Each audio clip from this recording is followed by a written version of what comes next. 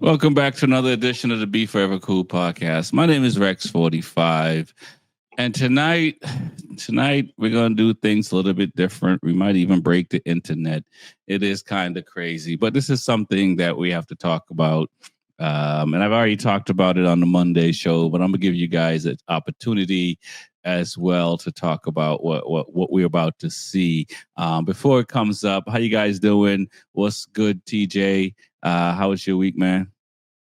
Oh, it was good, man. Just New England weather is trying to break, and it goes back to winter, back to spring. I know we're in springtime, but everything's good. It was a crazy weekend with MotoGP, World Superbike, and I'm just ready to talk about it. Nice. Well, let's jump into it because Jordan, Bobby Shakes, welcome. As you see the chaos on the screen already, I got to assume you guys are good. So we'll just talk about this chaos that we're seeing unfold. Mark Marquez, the instigator, the man who knows more about the Constitution or the MotoGP Constitution than Barack Obama knows about the American Constitution. Last second, Mark Marquez decided to bolt to get his dry bike because he was on the grid on a rain bike. What are you guys' thoughts on that and what we're seeing unfold? It wasn't chaos. He planned it. He planned it. There was a video that got leaked, I think actually by MotoGP this past couple of days, to where he was talking about it even before he even got to the grid. He was talking to his crew chief and was saying, hey, this is what we're going to do. We're going to catch everybody off guard, and this is how we're going to do it. But the thing about it, like you said, he knew the rules. He knew how to play it. He knew every intricate little facet about it. It's like, if we do it at 2 minutes, they can't penalize us because now it's a rush. But if we do it at 3 minutes, they're going to penalize us, put in the back of the grid. So like you said, he knew the rules. He knew how to play it. And his little dirty little trick almost got through with it. But they halted the race, set everybody back, let everybody change bikes. And they had a nice little talk with the operating manager of MotoGP afterwards, and was kind of like, yeah, we may have to revamp the rules again to make sure that Marc Marquez and the brothers don't try doing that. And even Bagnaia, he was kind of like, hey, whatever Mark does, we're going to do also. Follow Mark. So it was a Ducati teammate fiasco going on in freaking MotoGP in Austin, Texas. Crazy. TJ, do you feel the same way that Mark had it planned out from the beginning? Do you think that I'm not even looking at Bobby, so we're not even looking at Bobby right now because you know what I'm saying he might be like the caterpillar about to turn into a butterfly, which is always a beautiful thing. But TJ. What do you? How you side? You've probably heard so much on social media already and stuff like that, and everybody's opinion. What are your thoughts on Marc Marquez's action and the fact that he was able to convince a bunch of other riders to do exactly what he did? I mean, it was pretty interesting to see for sure. Like you said before, like Marc Marquez, he knows the whole rule book. Like he knows the loopholes. For some reason, when I was watching it, I was looking at him and he was standing off the bike, looking in the sky. I'm just like, oh, he's just taking deep breaths. For you guys that was probably there, you couldn't see it like in detail like that. But in the back of my mind, I knew something was up, but I didn't think it was going to go to this extent. I've been at tracks where, people had to make decisions to change the rain or dry tires, and I know the chaos. I mean, I watched the Loudon Classic when it was just raining, all these red flags and stuff like that. But Mark's decision, that was funny. As soon as he ran, just the chain effect, it was like something was on fire, like whatever he does, everyone has to do. Like that's the rule, you know. Like he has the best decision as everyone can see. So it was pretty funny and entertaining that no one can keep up, even the staff, the crew members. There was even I forget which rider. I think it was Maverick. He was standing on the grid without a bike. And so it was crazy, but I think it was all planned for sure. Bobby Shakes, yeah, Cocoon. So they usually do a practice lap around, right? Yes. Warm-up lap, Bobby Shakes. Yeah, they do a warm-up lap, Starting right? lap. Starting lap and then a warm-up lap, and they've been practicing. He went out on the warm-up lap, felt that the rain tires didn't need him, so then he just switched to the other bike before the race. I don't see where he was cheating or was bending the rules a little bit. He just made a decision like, oh, okay. And because he's the leader and everybody wants to knock him off, they know that rain tires ain't going to work as good as slick. So everybody went to change. I will say this. Winning comes in all factors. It comes with knowing the rule book, development, mechanics. Where can I lose weight here and there? And then final denominator is the rider.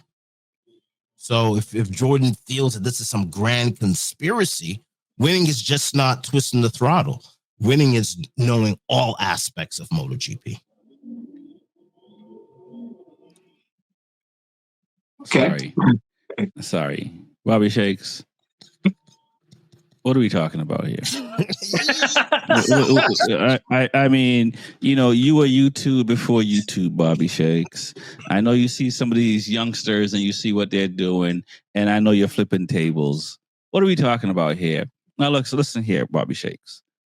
Racing is determined by the riders at the end of the day. What bike they're going to pick, what tires they're going to be on, everything. Some people gamble. Some people take a chance. You want to talk about cheating? This is the closest thing to cheating, all right? Because there were about 4 riders that were on slick tires that were waiting for the race to start, right? Now, Marquez decided to start an uproar and run off the track and cause confusion. But we're not going to see, because of this situation, we don't see what Brad Bender did when he stayed out on slicks and won. I forget which. I think it was Red Bull or one of these tracks. I forget which track he was at. Rebel Ring. We don't see that. Oliveira, when he did it, we don't see that. In World Superbike, the replacement rider for Danilo Petrucci, when he stayed out there and won the race, there was an opportunity for Aprilia, KTM, or Honda to win a race. And these are the gamble. These are, medium, soft, hard, rain. These are the gambles. Suspension setup. These are the gambles for somebody to blatantly make a mistake. And instead of eating that mistake, he decided to call. He caused mayhem by running. He didn't cause mayhem. He was hoping for mayhem based on his action. I'm just saying, Bobby Shakes. I'm taking off my Yamaha hat because I wore my Yamaha hat for Jordan tonight. I'm throwing it away.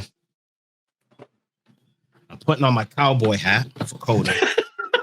I mean, I do agree with that, man. Like, there's riders that was out there that take the gamble. I mean, this would be the opportunity for them to, at least get some points or get a higher position. And one thing was Mark did run off and cause confusion, but in all aspects for himself, he was ready right at the starting grid in the pit lane. Everyone else wasn't ready as fast as he was, so things could have continued if it was just him, but he caused mass confusion. And I would be really upset if I was still on the grid ready to go and this happened. Obviously it did happen, but I should still be in front of everybody else at this point. So I do agree with you, Rexy, on that. Yeah, your boss was upset. Got him swearing on TV. Rexy, we were talking about that. It was Hervé Poncharal who talked about it first and foremost. And Hervé Poncharal, if anybody knows, MotoGP, he's been in the MotoGP paddock for 30, 40 years. I mean, he's not just been a rider or a racer. He's been a mechanic. He's been a team boss. He's been orchestrating things behind the scene for many, many, many, many, many years. So when Hervé says, okay, if you're going to do this, then like Rex said, eat your consequences, but then you're going to have an uproar of riders literally having to just literally dump what they were doing and then be like, okay, are we switching? Are we wet? Are we dry? Are we flag to flag? What the deal is. No one knew it. And that's why they literally had to throw the red flag, because it's like, we only got like 3 bikes on the grid and everybody else is scrambling besides Marc Marquez. And I think it was almost nobody else that was literally ready to go when the green flag was going out, because he was the only one who had orchestrated it beforehand. He was the one who talked to his team manager and hey, get that bike ready. Hey, have it ready for dry. We're going to swap out at the 2-minute mark. So get ready. Don't tell nobody, but that's what we're going to do. Once I get a tap, and if you look at the video, he actually does that. Yeah. He's standing up there, relaxing, chilling. Like TJ said, like he was just looking at the stars. He was looking at the damn clock. That's what he's looking at. He's waiting for the clock to come down. Oh, God. That boy bolted over there. And everybody else kind of like, oh, crap. And then it reacted. So like I said, they only had 3 bikes on the daggone grid because Mark planned it and everyone else had to react. So, I mean, if you look at the video, pull it back like 30, 40 seconds. Right when he's sitting up there, looking up there, chilling. I know he's had his hands down. He had his hands down and he was looking at the clock. Wasn't looking at the clouds. Looking at the damn clock. Right when he hit the 2-minute mark, he tapped the crew chief, boom. And they had that bike in and out of there in seconds. You can't tell me that wasn't orchestrated. Wow. I got a question to the panel. All right. Did we land on the moon? Since we're talking conspiracy theories here. We landed on the moon? Shakes, what's the conspiracy? Tell me. What's today's conspiracy? I want to know the conspiracy theory. I really want to know this one. Yeah, tell me what it is first, and then I can tell you if we did or not. He's on the track, on the grid. He's looking up to see, because if you look at the American flag, he's looking at the American flag to see where the wind is going, and then from where he see the wind is moving, he could see where the precipitation is landing on the track. So he's looking at the flag. And I've been on the track. That's not where the flag's at. Where's the yes, sir? The big flag, if I'm looking P1, I'm looking at the flag is over here. Not right there. Flag is over there. That's where his eyes were. Up the hill, it's up to the right. That's where his eyes were, Jordan. His eyes are to the left. No. If we pull it back, you can see where his eyes is. It's because Rexy's playing it and the computer is mirroring it, so everything looks the opposite of what you're actually seeing. But he's looking at that. He's looking at the flag to see the precipitation in the turn, and that's it.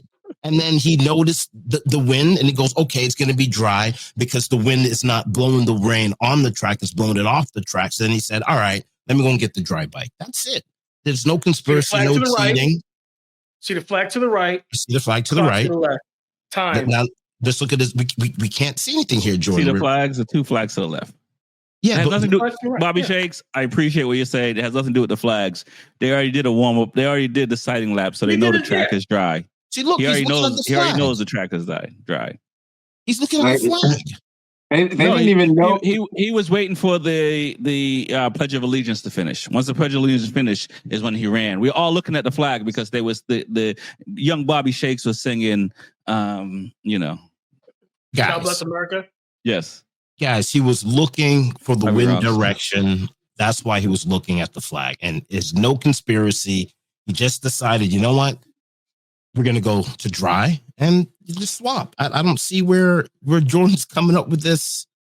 This is crazy, Jordan. I expect better from you. Bobby Shakes, there's rules. He's a hater. He hates Bobby Shakes, there's rules. He hates the Marquez brothers. I know. He stated that on the record. Jordan says he's not a fan of the Marquez brothers. So everything they do is always something bad, and he's conspiring and he's cheating. Bobby Shakes, listen, Shakes. You did a great race. Bobby Shakes, listen. You're Aprilia. You've won two races last year. Year before you might have won one. Year before you might have won one. Honda's been struggling for a little bit. Brad Bender, all he hears about is Pedro, right? These guys are ready. What are we talking about? These guys are ready. They're ready to sacrifice everything. Ayaguro last year when he won the championship, he was the only one, one of the two on slicks, came back and won. What are we talking about? This is an epic moment to see something unbelievable. You want to talk about the reverse of Harden? This is the reverse of that, where somebody out of nowhere could have won, but the top guy decided to say, I'm going to gamble on this. And this is, to me, this is pre-injury Marc Marquez. To me, this is the things he did when he wasn't injured, when he dropped that, helped take that championship from Valentino Rossi. These are the things. It's kind of like, I don't like F everybody else on the grid, right? That's what he did in that moment. And that, to me, like, yo, how are you gonna sit here? I mean, it's one thing we all racing together, right? But now, how are we going to sit here and hang out after the race? And how are we going to do all these things when you did this thing? And for the three guys, and Gian Antonio said it best in the press conference, I loved how it turned out because he's on the podium. But I don't want to change. But, yo, Aprilia, this was them. Like, so it's one of those things where the little guy, for lack of a better word, all these guys in MotoGP, they're not little by any stretch of the imagination. But here's a chance for these guys to take a gamble, and they gambled right. And all those other guys should have been penalized. Everybody that ran off the grid should have been penalized with either a long lap penalty or had some seconds attached to their race. And because that's what happens in quali, in practice sessions, when riders get in front of other riders to hold them up, somebody gets dinged with a long lap penalty because you're obstructing a rider, even though we don't know if that rider would have qualified up on the grid. We don't know that, but they're still being penalized for that. So it doesn't matter the outcome. It's the fact that all those riders, and I get it, the other riders are saying, well, we didn't do it because we just follow. And so it's they get to kind of say, hey, but if I was race direction, I would have penalized all those guys for that, because these are the moments it took away a moment to have, like I said, like what Brad did or when these other guys did, when they took a gamble and stayed out on the track when everybody else pitted for rain or slicks or whatever and took the gamble. And so you know, as I was talking to the guys, it's like, you know, in basketball, that analogy when somebody gets fouled and it wasn't a foul, and then the foul shooter missed the shot, ball don't lie. Marquez crashed out, ball don't lie. Yeah, I was going to say the same type of reference. I do agree with that. I mean, there was one thing I know, like Marc Marquez got some secrets with his team, with his mechanics that Pecco don't know. Obviously, you see, Pecco had no idea. But I do give it to Pecco this weekend. He for sure stepped it up. You know, like when someone runs out the door and, you know, you quick run behind them, like some people just be like, wait, what's going on? Like Pecco, like soon as Mark ran, he was gone. Like his team didn't even know what was going on. He was like, "No, I gotta follow Mark." I hate to say it like this, but Pecco got a little bit of black in him. he was out. Wow. One's running, I'm running. Yeah. And you see two factory Ducati guys jump off the bike and run, and you know, like, hey, I would run too. So, yeah, I agree. They should have been penalized for sure. And it's interesting because like Mark knew this all along. Like he was ready. So even if things continued, he would have been ready. Everyone else would have been penalized because they wasn't ready, and that was his whole plan. But it was so chaotic that they had to, you know, stop it. But yeah, I think they should have all got a long lap penalty. Everyone who left the grid for sure. That would definitely give opportunity for those guys like Brad Binder, like you said, to finally run up front and get the confidence that they need. Yes. So we want affirmative action now in racing? No, we just want some action in racing. But let's go back to the beginning of the weekend because that's the hottest topic, right? But let's talk about we had practice in the rain. Some guys, we talked about this. Some guys benefit by making it to Q2. Some other guys didn't make it by not getting into Q2 that probably would have if it was dry out. What are your thoughts on that? These guys that took advantage of that, and then also we can roll into the sprint race as well. Let's start it off with TJ, man. What are your thoughts on that? I mean, it's all about the data at that point. It's all racing, like the weather coming in. So if you're not a good rain rider, if you're not a Jack Miller or someone like that that's used to rain, it's just unfortunate. It's just how the game goes. I mean, I don't really have much to say about that. I mean, yeah, it sucks. It's not as bad as what happened in the previous round where a rider will cut you off where you miss Q2 due to a race incident. So, but yeah, rain, dry. I mean, I know the comparison going back and forth. It's messes with your mental a little bit because you can't decide. But it's racing. Right. Well, I mean, I'll say this, TJ. Furman Aldeguer got into Q2. Quartararo got into Q2. Vinales, Miller, Mir, Luca. These are guys that normally, I mean, outside of Zarco, don't normally get into Q2. You know what I'm saying? So, there's something there. Jordan, what are your thoughts on the situation? Did you the usual suspects, did they show up in Q2 that you thought would if they had mixed conditions like we had? Yeah, believe it or not, it did. For me, I love the rain. I love racing in the rain. I mean, I like riding in the rain, mostly in public roads and stuff like that. But on the race course, it is the great equalizer. I love the rain because if you're not used to it, if you don't have confidence, not just in your motorcycle, in your skills, in your skill level, and being able to control that bike, whether it's drifting or whether it's kind of, moving around just a little bit. I don't know if you see my butt moving. Then it really takes a toll to really feel like, oh, am I losing it? Or is it just a grip? Or am I drifting too much? And I love the rain. It is the great equalizer, period. A lot of guys who Zarco, was it Brad Binder, and the other Australian. It is just a great thing great tool to have to see, okay, Jack Miller, who really has all the tools in their toolbox that they can grab to utilize to say, okay, give me another click off so that I can feel the squat a little bit more and let the tires grip more into the corner. I mean, they've done small little things to those daggone bikes that make a complete big difference. For me, anyway, I would love to get on a MotoGP bike on the wet and just tear up. I don't know if everybody remembers, less than 10 years ago, they wouldn't even go in half the angle that they're going to now. With the rain tires that they have now with those Michelins, I mean, they're going full tilt. So, I mean, the lap times aren't exactly the same as dry, but I mean, just having a wet race, or even a wet qualifying was tremendous to me to see. And I can't wait to see some more wet races come around, mostly in the European rounds. Robbie Shakes, Jake Dixon won in Moto 2. He's a Brit. What are your thoughts about the qualifying and how you see things? Two Yamahas on the grid. Two in Q2, I should say.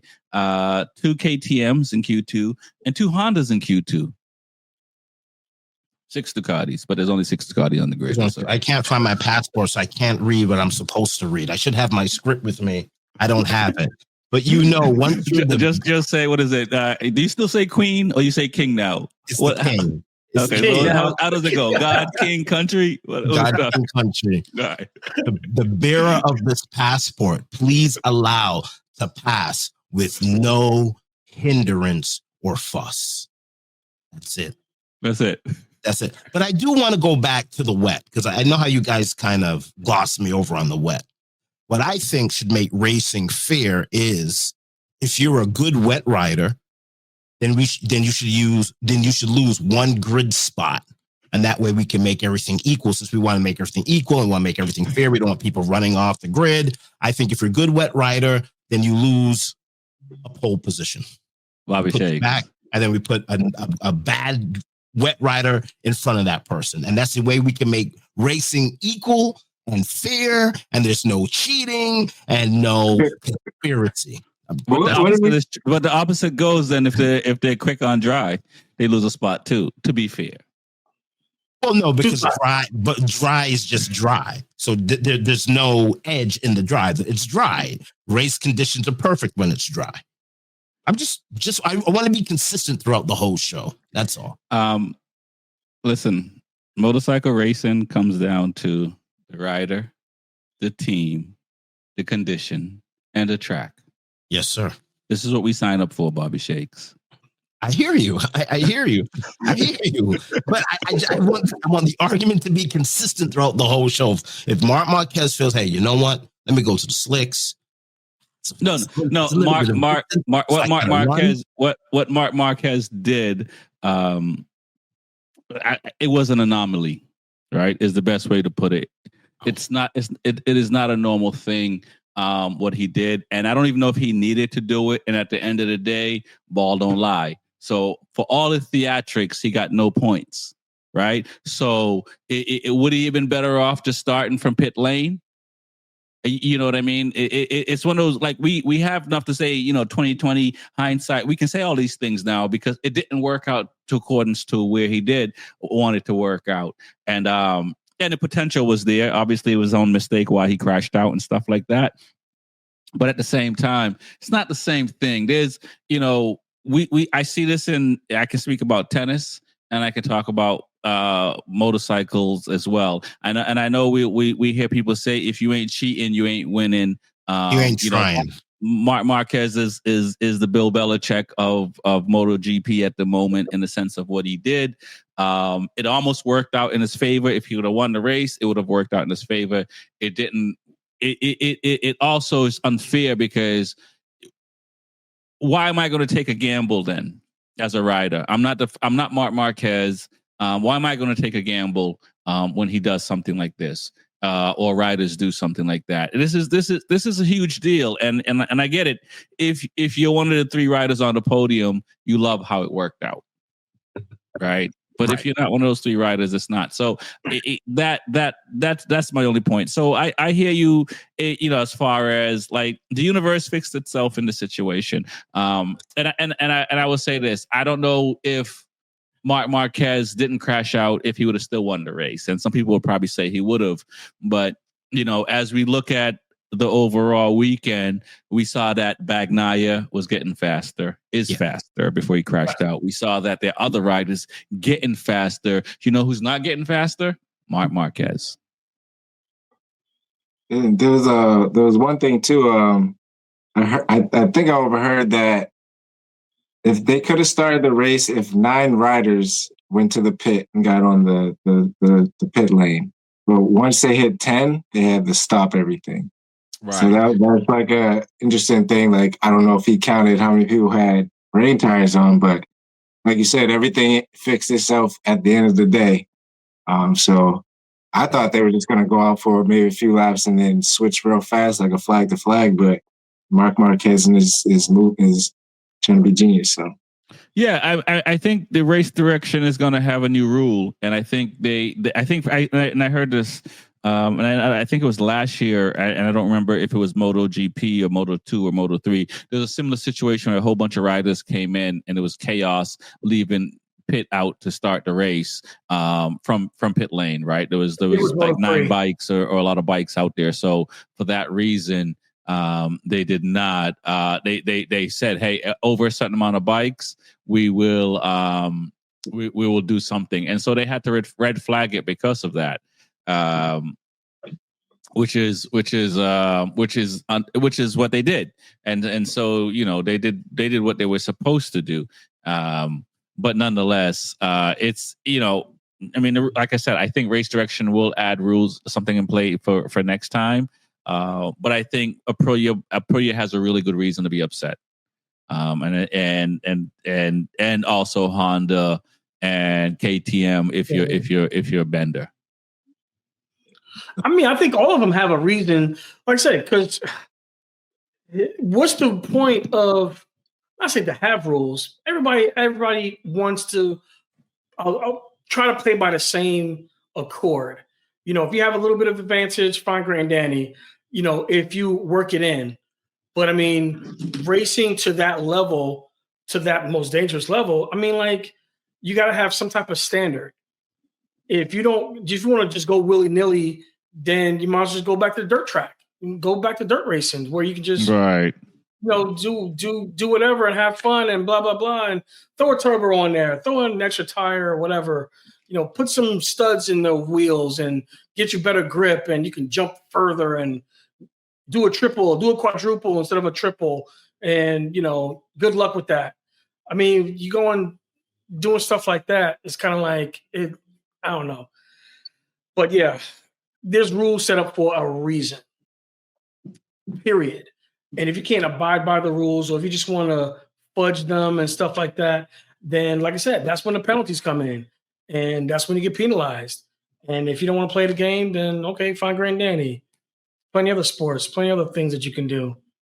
But I mean, just doing dirty stuff like that is the reason why they're going to change. Probably going to change another rule again. You already got the stupid temperature rule. Change that. Now they're going to have a grid position rule, and now that's going to happen. Thanks, Mark. Yeah. So all right, but let's talk about the sprint race. Marc Marquez did win the sprint race. Looked really good. Alex Marquez finished second. Bagnaia, even though starting sixth, finished third. He still seems to get a lot of flack for being the challenger to the Marquez family. Even though there's again other riders. What are your thoughts on will we see another siblings do what Marc Marquez and his brothers done in the first two rounds, first and second, and then in the first race of Dakota GP, coming in first and second, outside of the Williams sisters playing each other in the finals? I mean, Tiki Barber, Randy Barber, maybe. I can't think of any other siblings where this is where their rivalries, not on the same team. What are you guys' thoughts of what that means for the sport? What these two brothers have accomplished? I think this is amazing for the sport because it's giving a whole bunch of tinfoil hat scenarios. Oh, Marcus playing with Marcus playing with the riding. He's teaching his brother. He's not really racing. He's letting his brother win, and he's doing all of these things, and he's grooming his brother for the seat. We hear all the stories. But that makes everything super, super interesting because this is not being done before. It would be amazing to see these guys finish 1 and 2 throughout the whole season. That would be really cool for the sport. And hopefully we would see them on the same exact team. That would even be cooler. But I think the real cool thing would be, even though I want Pecco out of the seat, it would be really cool to have two brothers, separate teams, dueling out every week because they're similar, they understand each other, and I think that's just really good for the sport. And I think they're more equal than, let's say, a Serena and Venus. The brothers are more similar. Like Venus is more technical, Serena's more powerful, so they're kind of different. But it'd be really cool to see the same gene pool on different teams competing, and they're almost the same. I think it'd be great. Bobby Shakes, do you know you look like Will.i.am at the moment? Don't mess with Texas. Don't mess with Texas. What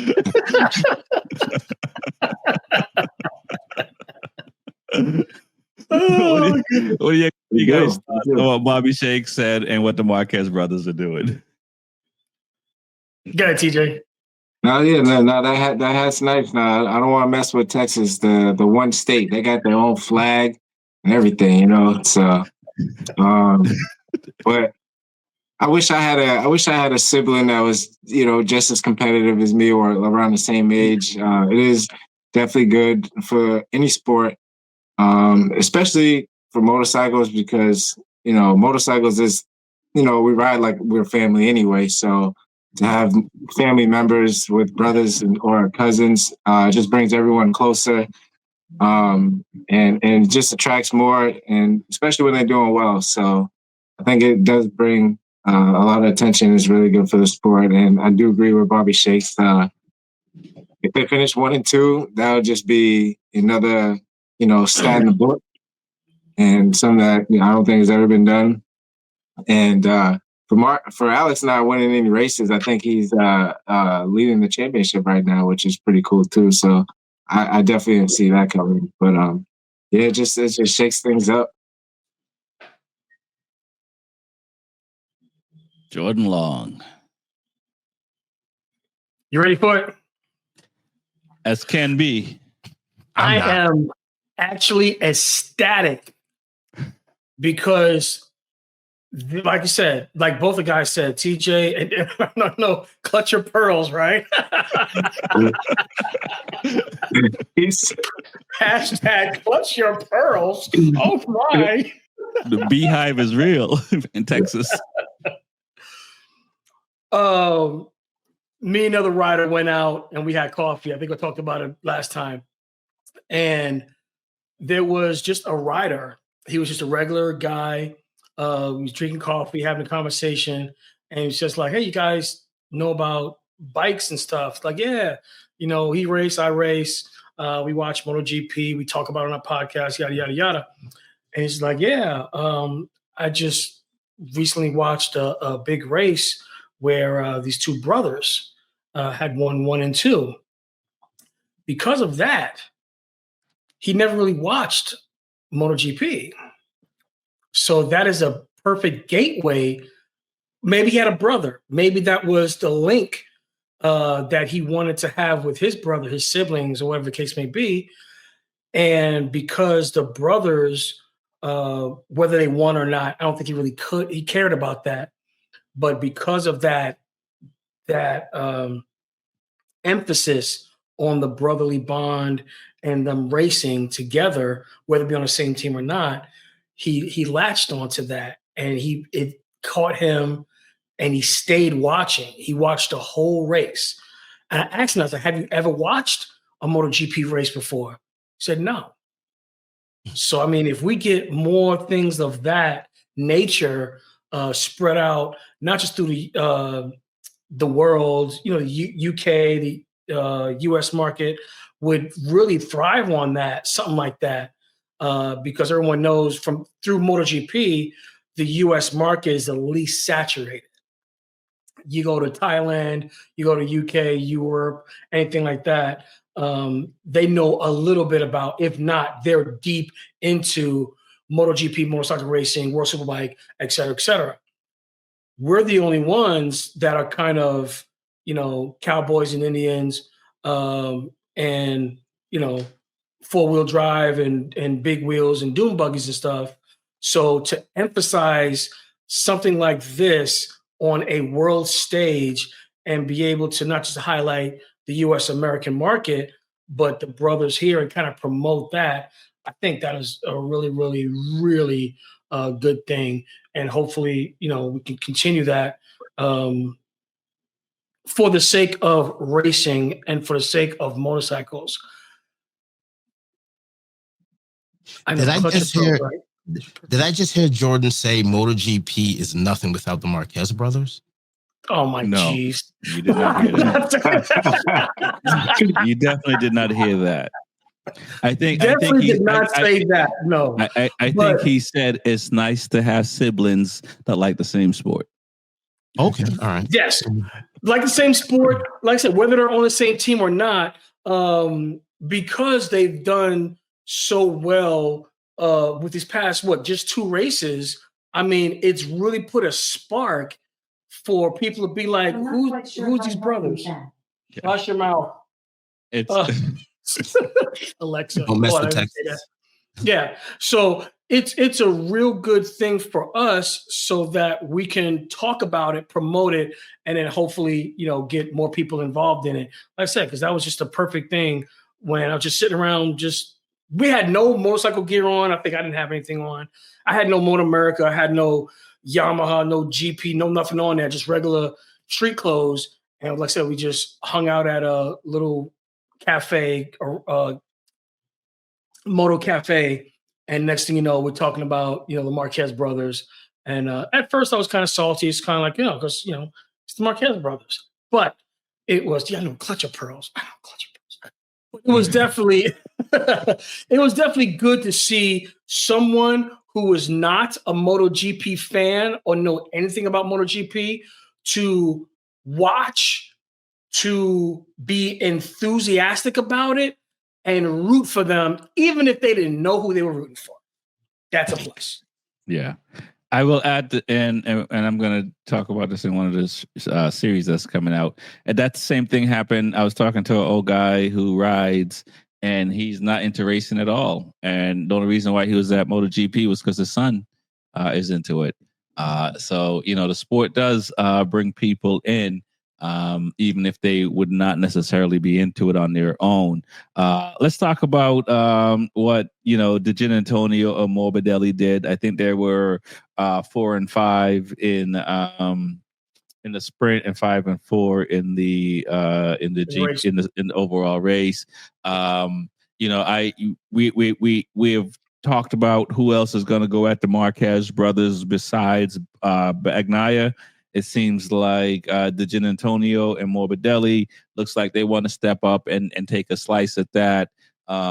They've been pretty consistent, more Morbidelli than De Gin Antonio, but De Gin Antonio was hurt, still probably is a little bit hurt. Sounds like he struggled a lot in the race, but nonetheless still had the podiums they had. What are your guys' thoughts on what VR46 Academy guys are doing? And will it be enough, you think, down the road to kind of like to take a dig at what the Marquez brothers are doing? I don't think it's going to be enough. I want to start real quick. I don't think it's going to be enough, but I think they're moving in the right direction. I think they do have the riders to actually push the envelope a little bit, because the other 2 riders they had on there were good, but weren't really giving it their 100%. DG, I think once he gets healthy, he's going to be pushing his teammate. And, I'm going to say Franco is, once he gets his head right, dude, he's a missile. So as soon as he gets a couple of little tenths here and there and get his confidence back up, because usually once his confidence kind of gets a little bit of a niche, then he starts complaining. If he can just stay focused and then and move forward. So I think they're going to move up or stay higher in the standings, but I don't think they're going to be able to knock down the Marquez brothers, even on a Ducati. Okay, all right. That red factory, man, that's going to be hard. Pecco and Marquez going to be hard to take down. VR46, yeah, they're looking good, especially for how they started this year. As I always been saying, like race 3 is like the biggest turn point for me, anyway, to see where everything shakes out. And boy, we had a big turnout with this track. But they look good, especially with Morbidelli, what he's been doing this year. To see him finish, I think 5th in the sprint and 4th in the GP race, and Digi just finish 5th, 4th, and then actually get on the podium, which is really good for him after the injuries he's been through. And Franco's been through injuries as well, most all the riders, but you can see them improving, which is good. And which is good. I don't think they're gonna take down the brothers, but they can definitely shake something up for sure. Bobby Shakes. One brother crashes out, another brother doesn't win. VR46 Academy is right there. What are we talking about? An object in motion tends to stay in motion. right? We're seeing Morbidelli gaining momentum. We're seeing it. Even in week 1, gain momentum. Week 2, gain momentum. Week 3, gaining momentum, closing that gap. Now, I don't know if this is true or not, but I like to add, will Pedro Acosta enter this team to take a shot at the king? What do you think? Is that, I read that rumor. Is that even true? Or what do you think? You asking me? You talking to me? Yeah, I'm talking to you. I hope it's just a rumor. I think that Morbidelli and DeGen Antonio is good teammates, and I don't think they necessarily need Acosta to finish first and second. I mean, what are we talking about, right? We're gonna sit here and say we need Pedro to finish first and second for us, and what you're gonna pay him to do that? I don't know if that's a good look for VR46 Academy. Look, I get everybody wants to be on the 96 Bulls or whatever Warriors team or whatever Celtics team or Lakers team and stuff like that. Any Celtics team. Well, I didn't want to say it. I'm glad you did. I was one. But I if they let Bezzecchi go, I can't believe they're going to sit here and pick up Acosta. And no disrespect to Acosta, but this year he's yet to show that I would give him a ride this year because my guys are finishing in front of you right now. So why would I give you a ride when my guys are finishing in front of you? And I know Acosta wanted to go to VR46 from the jump. Full disclosure, I know he wanted that, and KTM. And we've talked about this on other episodes, how they lock up young people with contracts and stuff like that. It makes it very difficult. So, in fact, he probably will. We saw it with Fernandez. He jump seat when he could, Raul Fernandez, and I think these guys would jump seat when they can. But to your question, Bobby Shakes, no. At the moment, Morbidelli's my guy. I think Morbidelli can win a championship. There's no question in my mind about that. I think he had this weird injury. And he became a different rider, like a Penny Hardaway, like a Grant Hill or Penny Hardaway kind of thing. But is he one of the? To me, and I've said this already on camera. To me, I think he's probably a faster rider than Pecco is. To me, but I don't think he had a bad bike and also had injuries, and he's starting to shine right now. And I think more than halfway through the season, I think Morbidelli is going to be a force. Will he get a factory seat again? I don't know. But he'll be a force. DeGen Antonio, I will say this about DeGen Antonio. He did surprise me. Honestly, he's when he almost lost his seat, when he did lose his seat with Grazzini. And then he did all those wins and all those positions for Valentino to give him a seat. He's definitely been earning his keep, and he's showing that I'm one of these guys as well. So yeah, no, I again, I'm maybe a little bit long-winded, but Frankie and DeGen Antonio, I would probably keep with VR46 for next year and even the year after, because I think they really have a really good shot at it's only the third race and they're third and fourth and fifth kind of thing. And we debate if Marquez didn't crash, but we talked about from the last round where Marquez was already doing things to crash and was saving it. And here's a situation where he didn't save it in the race. And the other 3 times, if he didn't save it, the championship will be different. But we'll see what goes on in the future. But let's talk about Acosta. He didn't do as well this weekend, and so far hasn't really been doing as well for the year. So Miller did all right. Bezzecchi did all right. We got to talk about Honda and what they're doing. Mir looks really well, even though he crashed out. Before the season start, we were wondering what Honda and Yamaha would do and where KTM would be and stuff like that. Now, it's starting to shake out. and Bastianini finished 7th in the race. Bezzecchi on the Aprilia finished 6th in the race. Miller on the Yamaha finished 5th in the race. We can't just say Team Ducati anymore, right? We got to start talking about these guys. Is this weekend just a fluke because of weather, or is it something to come by riders and manufacturers that's not Ducati? I think we have to really sit down here and if Mark didn't crash out, we wouldn't have this conversation, right? Things got lucky. Bobby Shakes, if Tom Cruise answered my call, we wouldn't be having the show. Continue. I mean, where's the blue tape? I mean, what do you? I mean, what are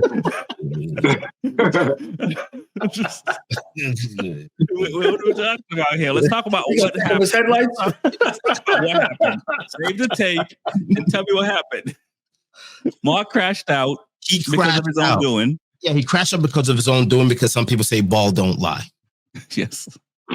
Zarco had his chance a while ago, right? In week 2 to make a move, and he didn't, right? So Honda was there. Honda was on the doorstep. They just don't have the bike, right? Right. With different rider this time, but still. Right. He crashed out. I think it still would have been Ducati 1, 2, and 3, and I'm still holding to what I said. 4, 5, yep. Yeah. No factory would be on the podium this season. I think Mark, I'm hoping that he has the jitters out of his system, because like we've been saying on the show, I mean, we've all been consistent saying that's why it says I grab front brake with 2 hands.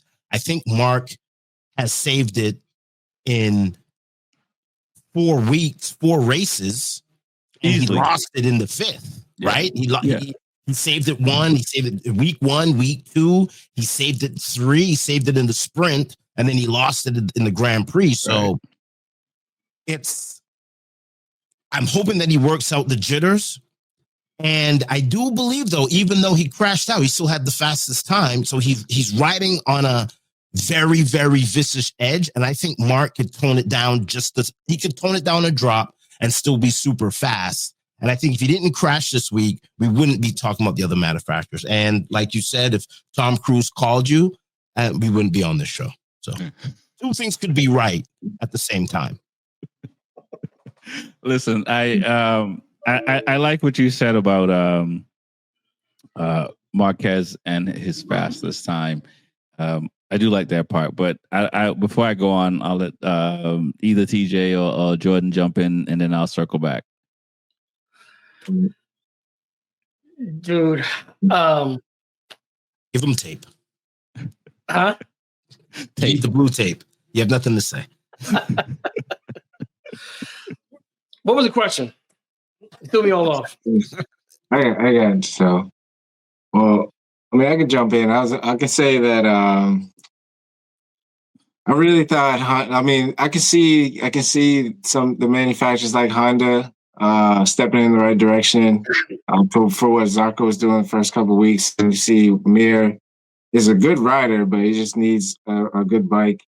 But it's just so unfortunate that he keeps crashing out and can't get any points behind it to show the improvement. We see them picking up speed and all that good stuff. But I think Honda is doing a little better. Obviously, no one's catching Ducati right now, as you see. They also got 6 bikes on the grid, so it's hard to get data as fast as they are improving. But I was scared for Aprilia to start practice P1, seeing Bezzecchi's bike in limp mode, and then he crashes his next bike and then gets back on one. The mechanics couldn't fix it. So I can't say they're really stepping forward in the right direction. I mean, they're down a man. We know Martin's supposed to be on there. But in the end, he did well in the GP. So, but yeah, no one's catching Ducati right now. I mean, I think the manufacturers did improve a little bit this weekend. It was definitely a little shakeup. So I think a lot of people got a lot of data, but Only if the rules applied where if something happened during the GP race, it'd have been a total shakeup, if people got penalized on the GP because things would happen everywhere. So Stewart's dropped the ball this weekend, I think, if anything. TJ, Right. take the red pill, not the blue one.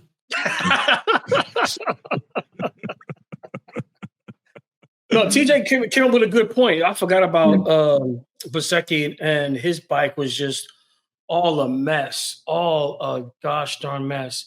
So he had nothing to do with it. Like I said, it was whatever he was trying to do just wasn't working. I remember a couple of years ago when Josh Herron had an issue with his BMW, and come to find out after they tore down the bike, and I guess they washed some parts, and when they put the bike back together, there was like a droplet that was connected to the connector and was shorting it out. So every time he started the bike, it was going into limp mode and was not working right. So he was doing all this crazy stuff, blah, blah, blah, tore the bike down like completely again, to find out that once they tore the bike down and then they saw this one little freaking droplet that was in one of the connectors that shorted the whole bike out. And I'm probably thinking that's probably what happened to him on his Aprilia, to where he couldn't do nothing. He didn't do great into the race, but at least he trudged through. He was kind of like, screw it, give me the bike that somewhat works, and I'll do what I can. The other manufacturers didn't do so bad. They didn't do horribly bad. No, they did well. They did well. I mean, they three other manufacturers got into Q2, and the top 10 is Yamaha, Aprilia, KTM, and Honda. And Honda, yeah. And Zarco did amazingly good. Like I said, he even said it in the press conference before that if he gets an opportunity for a factory ride, he would take it. And at the sprint, didn't look like he really wanted it. But then the race came and was kind of like, yeah, I'll take that seat if given the possibility. So, I mean, I guess the whole weekend was not say perfect for everybody, for every team, but they were definitely trying to work everything out. Bugs, water droplets, crashing out, cheating, whatever you can. a little bit of everything. A little bit of everything. This weekend was, you could not have planned this weekend out at all. All the drama that kicked off, all the qualifying drama, the sprint race was stupendous. And then, like I said, the Piste de Resistance with Marquez crashing out of the S's. That's unbelievable. So let's talk about that crash a little bit. Was it pressure? Was there any bit of pressure? And I said this on the Monday show. Is to you, and I'll pose the same thing to you guys. Do you feel like Marquez should be riding like he's LeBron James? How LeBron James is playing right now. LeBron James is not trying to beat you by 100. LeBron James is just trying to win. Marquez, and you alluded to this, Jordan. Should Marquez just be focusing on winning and points and not necessarily beating these riders by 10 seconds, 15 seconds? Because when you're young, that's what you do, right? Oh, I'm gonna beat you by so you know I had you by that much. So when you look at me, you know, right? Like he's trying to Jordan them guys, right? And the other Jordan, not this Jordan here, right? Mm-hmm. He's they're both great. You know what I'm saying? Should he, as an 8-time world champion, not try to sun these guys and just try to just win? Because if he was just trying to win, he just need like last year. Pecco manages a second and a half. He manages that. Like he's not trying to beat you by 2 seconds. He's managing that second and a half. If you pull up, he'll push up. But and when you fall back, he falls back. Should Marquez already know this? Is he just so excited on the bike, having so much fun that he's just? I mean, what's happening with Marquez? Because he should be thinking like, okay, I want a championship, right? I want to put your face, what you just did, like the Valentino on the helmet. I want you to do that. But that's go ahead, guys. I think it's the error for me. Like what you was explaining, Ressi, that's Pecco's motive to just race and see how things go, just to manage everything. Yeah, like he's thinking like a champion. Like, yeah, just win. I think Marquez is a little different. I think he was racing around the around Rossi. We seen the celebrations that Rossi used to do, and all the race themes and the excitement that he brought. Like I think Marquez is kind of following that suit a little bit. When he wins, he jumps in the stands. Gets the crowd going. Whatever generation after that, like Pecco is just more low key. Just tries to win the right way. A little more superstitious, I'll say. But yeah, I think Marquez that's just what that's what he's been bred into, and I think he just wants to test his will and see how much he's really back. I think he's so comfortable right now. When he doesn't even feel phased that he crashed, like he lost a lot of points, because I feel like he feels so dominant right now that he can just get it right back. So I think he's just a little cocky, but it's just who he is. I will say this: Valentino Rossi left Yamaha because he couldn't have as much. Yamaha left Honda because they weren't having fun. They didn't like his celebrations. They didn't like how he was having fun. And when Marquez was with Honda, he was not doing the celebration he's been doing since he's been with Ducati and Grassini and on the factory. So there may be something where Yamaha, for lack of a better word, frowned on too much celebrating. And so maybe say again. Didn't he do the floss on the Honda? On a Honda? On the Honda when he won Coda, didn't he do the floss? Okay, so would you consider that like having fun? Yeah. Yeah. Bobby Shakes. I don't want you to do the butterfly, but you know what I'm saying? Bogle, you know what I'm saying? You know what I'm saying? The floss is not. That's you know what I'm saying? That's still party in the front, not even in the back. I think you made a good point, right? Pecco's managing minutes. I have to manage my minutes because I know the guy that's in front of me is a whack job. And he pushes. This is the first time, obviously, because of the show, that I'm really, really watching MotoGP, like watching every turn, bringing it back. So when 45 gives us secret questions, I know what the hell I'm talking about. Every corner I'm seeing Marquez go into, he's sliding it and he's wheeling it. Remember, Jordan, we said this? It's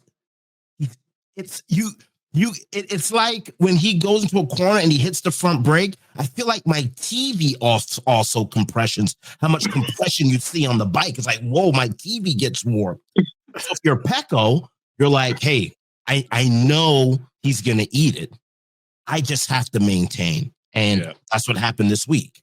Also, too, I think there's a lot of pressure on Marquez. He wants to kill. And I'm gonna get a little biblical here. I think you should kill the gods, not the followers. And I think Marquez is trying his best to kill the god, and the god is Rossi. And I think he wants to be dominant, and he wants to be the man. 400 years from now, you want to see Marquez's face. You want to see his face inside the logo of MotoGP. And I think that he's just going crazy. He wants to kill all of Rossi's disciples. Yeah, he wants to kill the gods. He wants to kill the disciples. And the disciples know, hey, listen, they're going to put this guy in the cross. We just got to take it easy. And Bagnaia took it easy, waited his shot. Because remember, in the first 2 races, when he's saving,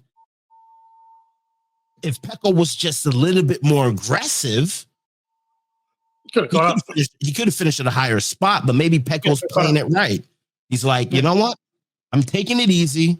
I'm gonna play this out in real time. I'm gonna see where we're going. It's a long season. He could have all the well, let me grab my lotion because it's what you guys put on Mark Marquez's tire. The whoa Echo is waiting to strike, and I've been on his ass all season, and I think now objects in motion tend to stay in motion. You keep on grabbing the bike with Jordan. You should see my TV every week. I got to go and buy a TV. How this guy compresses my TV? It's crazy. It's. He's got to calm down. He's got to calm down. Long season. Long season. TJ, Jordan, whoever wants to jump in. I mean, should Mark Marquez take it easy and think about the championship, or is he trying to erase? But he's not going to. That's the whole thing. We've talked about it. He's not going to. Lap 1, what was it, turn 7 or something like that? He almost high-sided. He's not going to. No, actually, no, it's turn 12. It was turn 12. It was a triple on the right. And he slid that puppy for about a good 80 meters. Oh, my goodness. Dude, he's not going to. I would have been changing my shorts. It's just not going to happen. Do like Bagnaia and a couple of racers, they're in the lead. You add a 10th, they can put a 10th in. That's what they're going to do because they want to manage that lead. Marquez, he doesn't care. He's going to push it.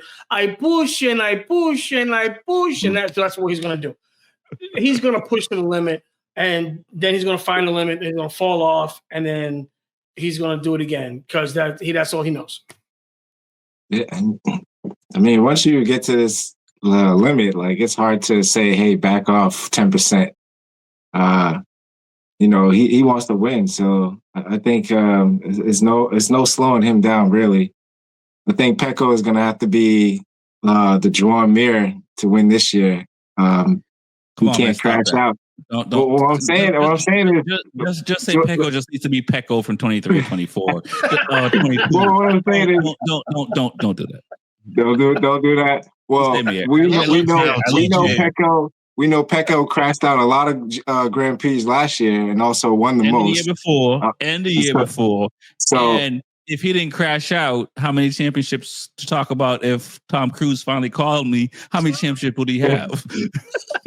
But what I'm saying is he can't get on that tendency to he can't afford that. I mean, we know Mark Marquez is going to go balls to the walls, but Pecco is going to have to stay consistent and not crash out any races. So that was my comparison because Juan Mir didn't win, first place. I think he got a couple podiums. He only got one first place that year. Yeah.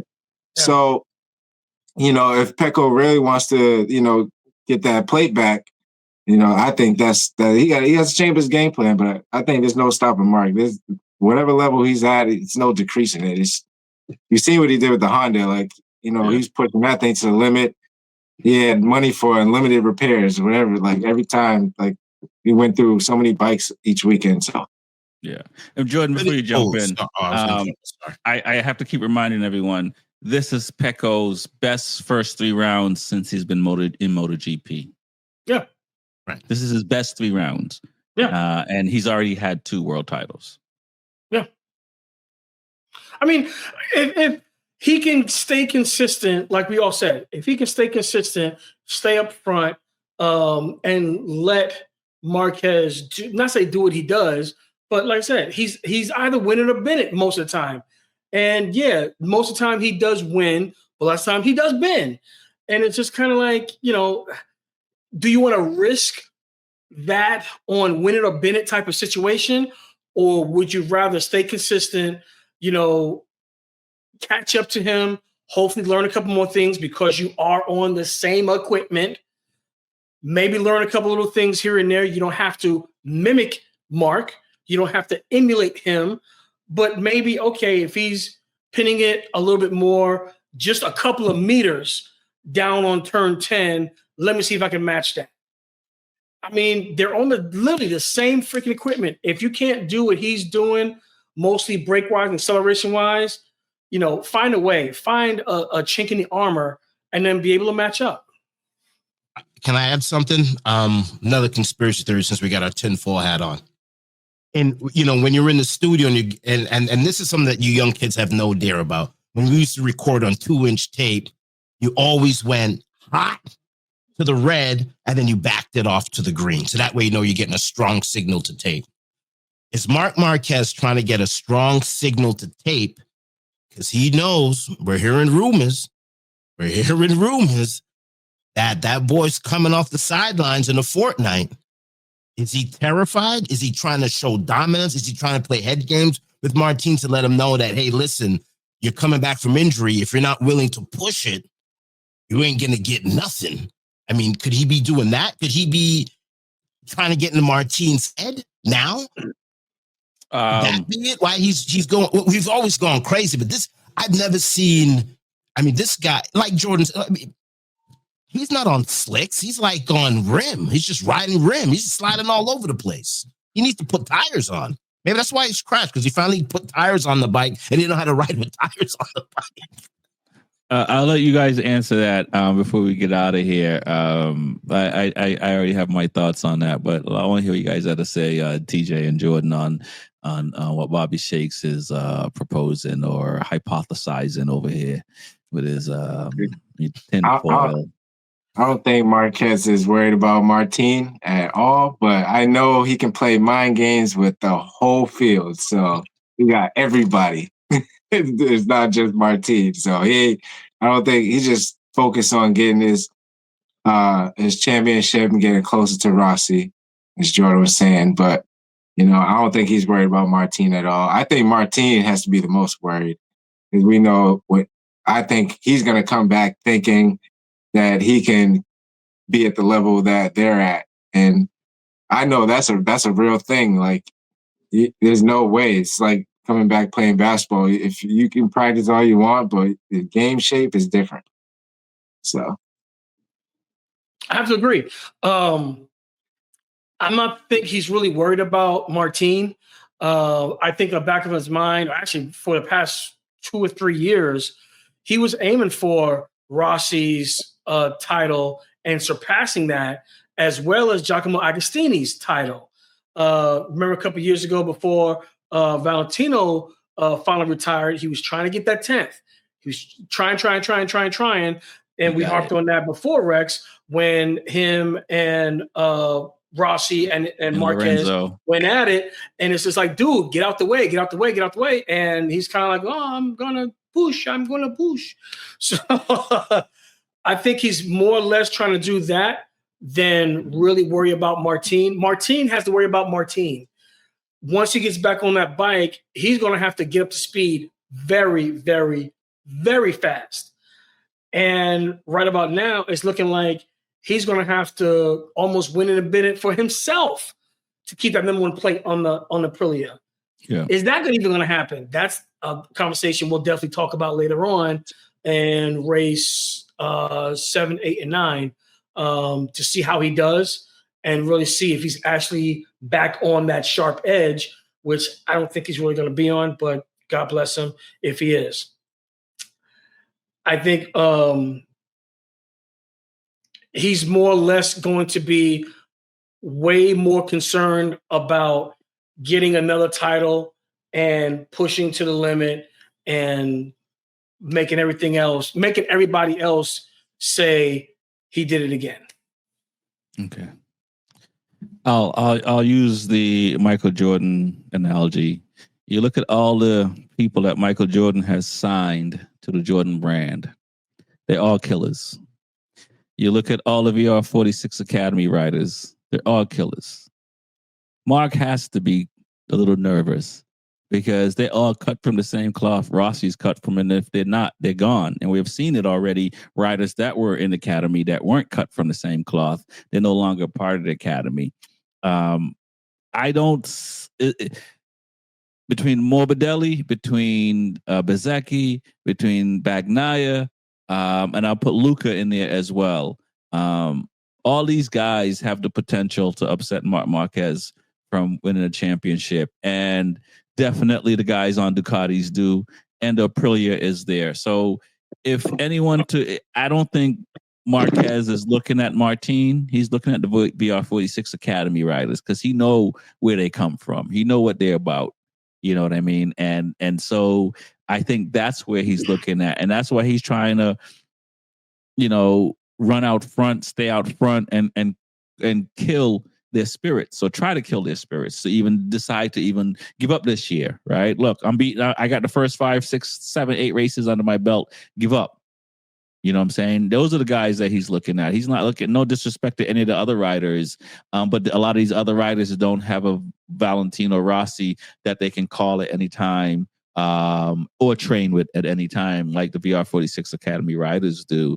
And so I think it is the Marquez brothers against the VR46 Academy riders more so than it is Martin. And I feel bad for Martin because he has Elish in his corner, but for the most part, it's his family. You know what I'm saying? And a lot of these other riders, for the most part, and I've said this before on the show, it's like when you have an academy, and even Marc Marquez and Alex Marquez, they got guys that they're managing and bringing up as well. So it really is going to be at the top of the food chain, VR46 on one side, and Marc Marquez and all of the people that come after that they've trained up and brought into MotoGP. So 5 years from now, it's going to be really interesting what's going on. But this thing runs deep, and Marquez don't want to be beaten by any student of Valentino Rossi. And I get that, but Rossi got some guys that can beat him, and we have to keep in mind that, and we talk about this from the American side of MotoGP, the Spanish riders took over MotoGP for a very long time. And that's why Valentino Rossi in the first place started the academy, because it was all Spanish riders on the grid. So this thing started from a while ago. And so it'll be interesting to see how it looks in 5 years. But as far as this year, Marquez is fighting against Morbidelli, Bezecchi, Bagnaia, for sure. And I'll throw Digi in that, even though Digi, he got to the academy on skills outside of his own, unlike these other guys, but he's part of VR46. So if he's team VR46, you already know what it is. Right. I mean, I have to agree. He's going to have a fight to keep that number one plate. Hopefully, all those names you put in there, plus a little bit more, is actually fighting for the title, or if not, trying to at least break it up. I mean, because it gets, not saying it gets boring, but it sort of kind of does, just seeing Mark run off in a distance and then kind of like, okay, Alex is right behind him, or hopefully somebody else is chasing behind him. But other than that, it's kind of like, let's break up this duo, this Batman duo that we need to break up. So yeah, we need to do that. Yeah. Now, it's very difficult because it is, like I said, it is math, and all you need to do is just get out by a second and a half in front of somebody, and then the battle is different because you just got to maintain that. Or somebody else got to crash trying to catch you, which is great for analytics where it is today, but also boring for watching, because we don't see the Dyson that we saw like in the first 2 laps or first lap and maybe second lap of the sprint and the main race. What we saw with Pecco coming from 6 and doing what he did and all that, and the 4 riders, passing each other, all trying to make the turn. Was that the Honda, the KTM, and I think I forget who the other rider was on that. That was a great pick of that. So what are you guys' thoughts for the next round? It's Qatar.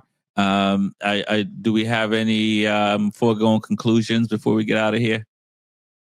who's gonna win it all? Is it just an anomaly this weekend and Marquez will be back, or are we seeing what I thought would happen once they get over to Europe and overseas, and figure things out? It'll balance out. Well, I'm hoping that, Mark, like we said in audio recording, you push to the red, you back it off just a little bit, we recorrect, and we're ready to go. And I think it's going to be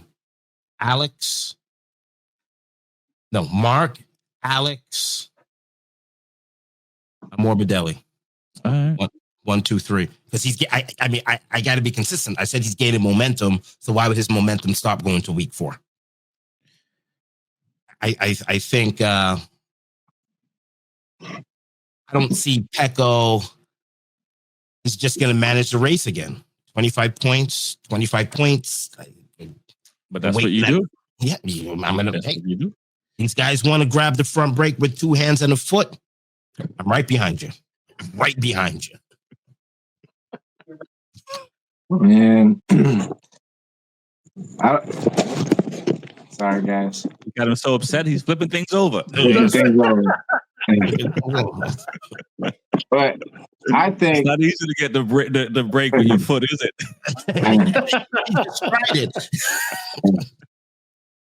It's not easy.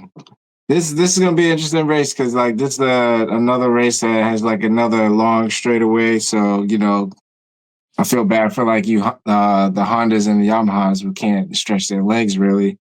I'm just looking at the results from last year. Digi won it.